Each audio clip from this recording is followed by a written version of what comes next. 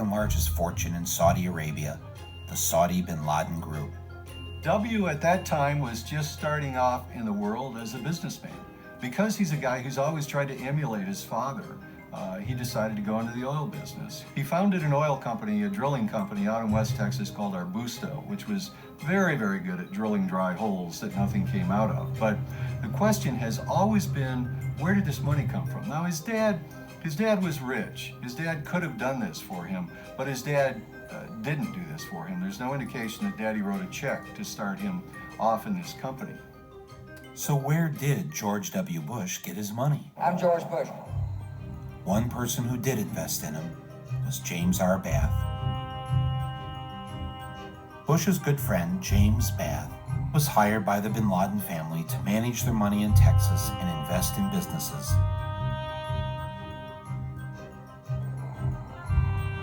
And James Bath himself, in turn, invested in George W. Bush. Bush ran Arbusto into the ground, as he did every other company he was involved in, until finally one of his companies was bought by Harken Energy, and they gave him a seat on their board.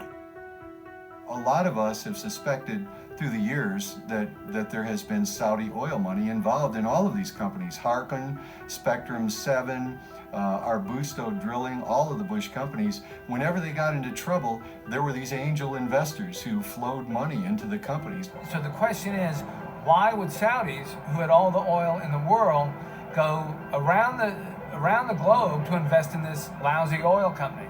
And the thing is, it had one big asset. Harken had one thing going for it, which is that George W. Bush was on its board of directors at a time when his father was president of the United States. When you're the president's son and you've got unlimited access combined with some credentials from a prior campaign, in Washington, D.C., people tend to respect that. I mean, access is power. And I can find my dad and talk to him any time of the day. Yes, it helps to be the president's son, especially when you're being investigated by the Securities and Exchange Commission. In 1990, when Mr. Bush was a director of Harken Energy, he received this memo from company lawyers, warning directors not to sell stock if they had unfavorable information about the company. 1 week later, he sold $848,000 worth of Harken stock. 2 months later, Harken announced losses of more than $23 million.